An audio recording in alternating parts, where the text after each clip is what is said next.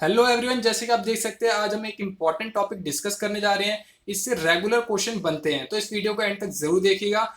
Video के and में हमने सारे के सारे डाटा को कि जैसे किसने कहाँ से लड़ाई लड़ी, किसने कौन सी बुक लिखी, किस लीडर का क्या हर्ष हुआ, इन सबको टेबल के फॉरवर्ड में डिस्कस कर रखा है। तो वीडियो को एंड तक जरूर देखिएगा। अगर बात करी जाए कि रिवॉल्ट कैसे स्टार्ट हुआ, तो ये जो रिवॉल्ट है ये स्टार्ट हुआ 19वीं नेटिव इन्फेंट्री, बहरमपुर की 19वीं नेटिव इन्फेंट्री के साथ स्टार्ट हुआ। 29 मार्च 1857 को मंगल पांडे ने दो अपने सीनियर ऑफिसर्स को गोली मार दी, जिनका नाम था ह्यूसन और बॉग। ये घटना कहां पर हुई? बंगाल के बैरकपुर में हुई। यहाँ पे मंगल पांडे ने अपने दो सीनियर ऑफिसर्स को गोली मार दी और उसके लिए इन्हें फिर फांसी की सजा दे दी गई। और 10 मई 1857 को 90 सिपाहियों ने, थर्ड नेटिव रेजिमेंट के 90 सिपाहियों ने मेरठ में रिवॉल्ट छेड़ दिया, इस बात को लेकर कि जो ये कार्टिलेजेस हैं ग्रीस के, उसको रिलेटेड कोई टॉपिक पे इन्होंने रिवॉल्ट छेड़ दिया, वही जो पोर्क और बीफ का मामला था। उसके बाद इन 90 सिपाहियों को पकड़ा गया, सुनवाई हुई और इनको फिर मौत की सजा दे दी गई। इससे नाराज होकर मेरठ की पूरी बटालियन ने रिवॉल्ट छेड़ दिया और नारे देने शुरू कर दिए कि दिल्ली चलो, मारो फिरंगियों को। अगर बात करी जाए कि इसके मेन कारण क्या थे, तो इसके मेन कारण कई थे। जैसे कि पॉलिटिकल कारण की बात करी जाए तो ये था कि नाना साहिब जो थे, जो कि पेशवा बाजीराव द्वितीय के एडॉप्टेड सन थे, उनकी पेंशन बंद कर दी गई, ये कहकर कि ये एडॉप्टेड सन है।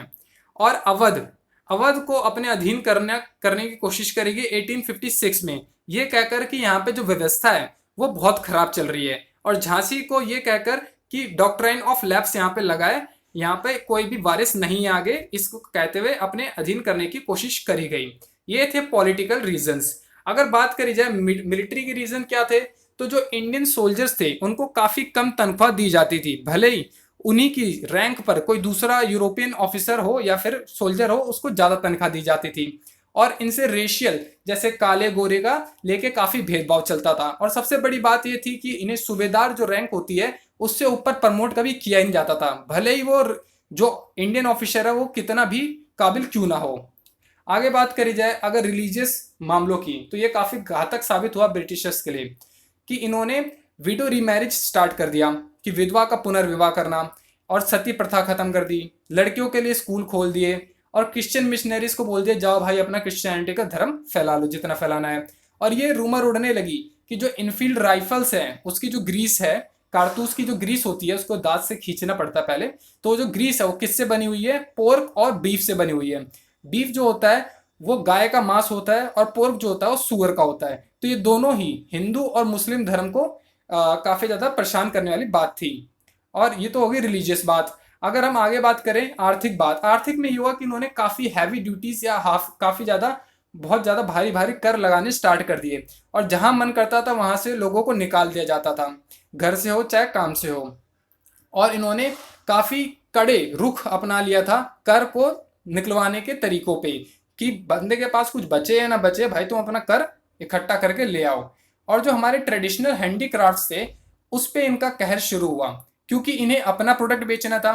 तो हमारे जो हैंडीक्राफ्ट थे ट्रेडिशनल, उस पे इन्होंने मतलब कि उसको खराब करना स्टार्ट करा। तो उसको जब इन्होंने खराब करना स्टार्ट करा तो उससे जो रिलेटेड लोग थे उनको काफी ज्यादा असर होने लग गया, जैसे कि किसान, हस्तशिल्प, जमींदार, इन लोगों को काफी प्रभाव पड़ने लग गया, क्योंकि यही इनका बेसिक बिजनेस था।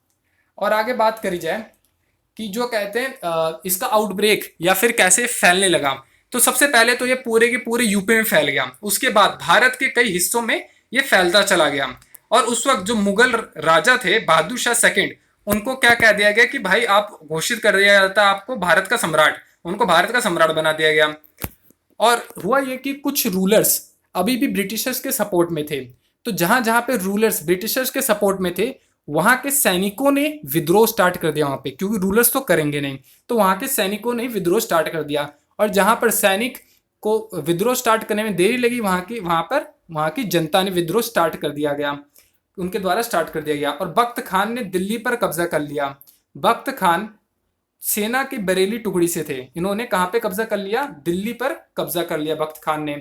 रानी लक्ष्मीबाई के बारे में कुछ चीज जान लेते हैं। रानी लक्ष्मीबाई का जो निक नेम था वो था मनु, ये भी क्वेश्चन पूछा जा सकता है। इन्होंने शादी करी राजा गंगाधर राव से 1842 में, और फिर इस कपल ने एक बच्चे को अडॉप्ट किया 1853 में।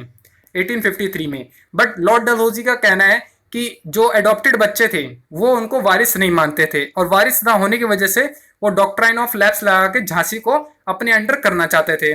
पर जो रानी लक्ष्मीबाई थी उन्होंने आत्मसमर्पण नहीं किया, और 1857 की लड़ाई में लड़ते लड़ते झांसी के निकट कल्पी में वो वीर गति को प्राप्त हो गई।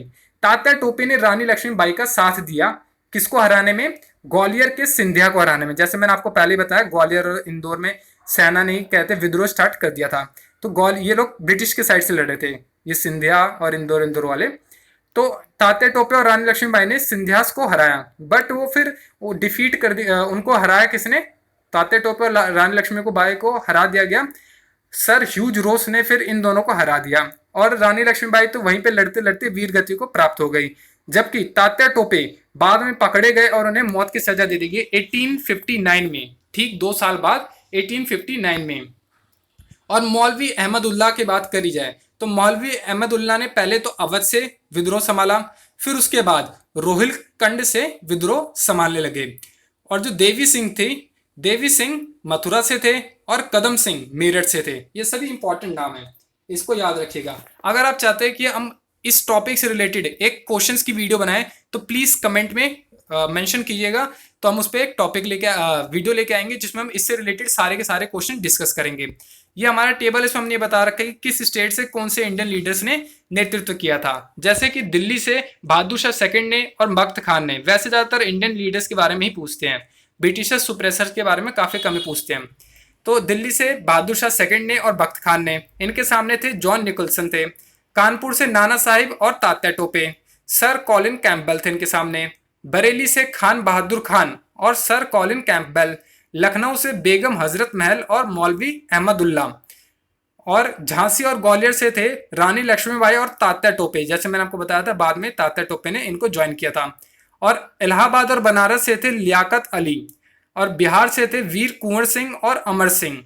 तो ये क्वेश्चन में कई बार पूछे जा चुके हैं कि कौन कहां से था, तो इसको ध्यान से पढ़ लीजिएगा। आगे बात करते हैं कि किस लीडर का क्या हर्ष होता आखिरी में। बहादुर शाह सेकंड को रंगून की जेल में भेज दिया जाता है और वहीं पर उनकी मृत्यु हो जाती है 1862 में। और नाना साहिब और बेगम हजरत महल नेपाल भाग जाते हैं। रानी लक्ष्मीबाई वीरगति को प्राप्त हो जाती है लड़ाई लड़ते लड़ते। तात्या टोपे को 1859 में पकड़कर मृत्यु की सजा दे दी जाती है। अब बात कर लेते हैं कि जो विद्रोह फेल हुआ तो इसके कारण क्या थे। सबसे बड़ा कारण तो यही था कि भारतीयों में उस वक्त एकता की कमी थी, और जो ऑर्गेनाइजेशन था इस पूरे के पूरे विद्रोह का वो काफी बेकार था। बेकार नहीं कहूंगा, पर कुछ ज्यादा ठीक भी नहीं था। और जो ये सिंधियास थे, ग्वालियर के सिंधिया हो गए, हैदराबाद के निजाम हो गए, जोधपुर के राजा हो गए, इंदौर के होलकर हो गए, नेपाल के राणा, भोपाल के नवाब, पटियाला के शासक, सिंध, कश्मीर, ऐसे कई लोग किसके साथ थे? अंग्रेजों के साथ थे। अगर हिंदुस्तानियों का साथ दिया होता तो अभी तक आजाद हो चुके होते, पर आधे ज्यादा लोग ब्रिटिशर्स के साथ थे। तो ये भी एक बड़ी नाकामी साबित हुई। और जो नेतृत्व था वो भी काफी खराब था, क्योंकि यहाँ पे सब लोग अपना अपना ही एक मोटिव लेकर लड़ रहे थे। किसी को अपना राज्य बचाना था, किसी को अपना धर्म भ्रष्ट होने से बचाना था। और जो इनके पास इक्विपमेंट्स थे वो ब्रिटिश आर्मी की तुलना में काफी खराब क्वालिटी के थे। और इम्पैक्ट क्या पड़ा इस रिवॉल्ट का, कि इसका प्रभाव क्या पड़ा? सबसे पहला प्रभाव तो यही पड़ा कि जो ब्रिटिश गवर्नमेंट थे उनके एक मिनिस्टर को सेक्रेटरी ऑफ स्टेट बना दिया गया। ब्रिटिश गवर्नमेंट के एक मिनिस्टर को सेक्रेटरी ऑफ स्टेट बना दिया गया और उनको रिस्पॉन्सिबल कर दिया गया पूरे के पूरे शासन के लिए। भारत में जितना शासन होगा उसके लिए रिस्पॉन्सिबल कौन होंगे? Secretary of state. और उसके बाद रिवॉल्ट के बाद जो ब्रिटिश थे, जो क्राउन आ गया, क्राउन ने एक पॉलिसी अपनाई, क्या? डिवाइड एंड रूल की। क्योंकि वो देख चुके थे कि अगर ये हिंदू, सिख, ईसाई, मुस्लिम ये सब इकट्ठे रहेंगे तो ये काफी ज्यादा पावरफुल है, तो इनको डिवाइड करो और फिर रूल करो। और उसके बाद इन्होंने जो ये आंदोलन था इसको 1858 में पूरी तरीके से ध्वस्त कर दिया। और जो कहते हैं ये पहले जो जितना भी एडमिनिस्ट्रेशन का काम था वो ईस्ट इंडिया कंपनी के पास था, उसको ट्रांसफर कर दिया गया ब्रिटिश गवर्नमेंट या ब्रिटिश क्राउन के अंडर। किस एक्ट के तहत? गवर्नमेंट एक्ट 1858 के तहत। और आर्मी में भी कुछ बदलाव करे गए। ये इस बात को ध्यान में रखते हुए कि ये जो घटना इस बार हुई है वो भविष्य में ना हो, तो उन्होंने क्या करा कि जो इंडियन आर्मी के सोल्जर्स थे उनकी संख्या घटाई गई और यूरोपियन सोल्जर्स की संख्या बढ़ाई गई। और उस वक्त जो टाइटल था गवर्नर जनरल ऑफ इंडिया का उसको चेंज करके वाइसरॉय कर दिया गया। अब ये इंपॉर्टेंट बुक्स हैं, देख लेते हैं ये किसने किसने लिखी है। जैसे the Indian war of independence, ये विनायक दामोदर सावरकर के द्वारा लिखी गई, जिसको वी के सावरकर के नाम से भी आप जानते हैं, ये भी कई बार पूछा जा चुका है। रिबेलियन 1857, ये किसने लिखी है? पीसी जोशी ने। Indian mutiny of 1857, George Bruce ने। Great mutiny, Christopher Hibbert. Religion and ideology of the rebel of 1857, किसके द्वारा लिखी गई? इकबाल हुसैन के द्वारा। Action of truth, unsung heroes of 1857, war of independence, किसके द्वारा? खान मोहम्मद सादिक खान के द्वारा। सो गाइस आज के लिए इतना। अगर वो क्वेश्चंस वाली वीडियो चाहिए तो प्लीज कमेंट में मेंशन कीजिएगा। So guys, thank you for watching. If you like it, then give a thumbs up, share it with your friends, and subscribe our channel.